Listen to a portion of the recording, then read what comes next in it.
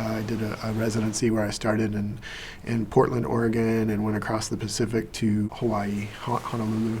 And just being out on the middle of the Pacific Ocean and seeing nothing but horizon as far as you can see was, really kind of put me in this place of like, this is the wilderness. I see nothing touched by humans. No human activity at all, except for every once in a while you see like a bucket float past, or a piece of rope, or just some kind of garbage floating past. It just broke that delusion of this being untouched by humanity. I was thinking, wow, there's really not much in this earth that hasn't been affected by human activity. There's very little, I would think.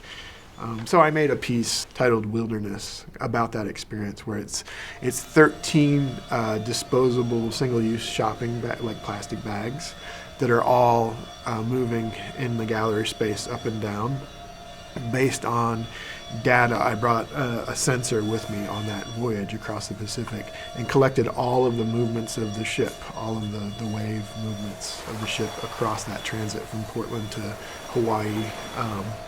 And I just replayed that to motors that are up in the ceiling in the space that move those 13 bags up and down. So they're all kind of moving based on the wave data across the Pacific. People say it's kind of a beautiful piece. It's just sort of the haunting jellyfish bags that are going up and down, but they're trash. Maybe with its formal beauty gets people in there and thinking about like the piece, and then thinking about where the data comes from. This is inspired by trash that's floating in the Pacific Ocean. So hopefully you can use sort of these formal hooks, I guess, as it were, to sort of get people thinking about these things and how human activity is really affecting everything that we do, whether it be through climate change or pollution. My job is to maybe draw attention to this and get people thinking about it. Hopefully floating jellyfish like plastic bags will get people thinking about, like, there is a lot of trash in the ocean.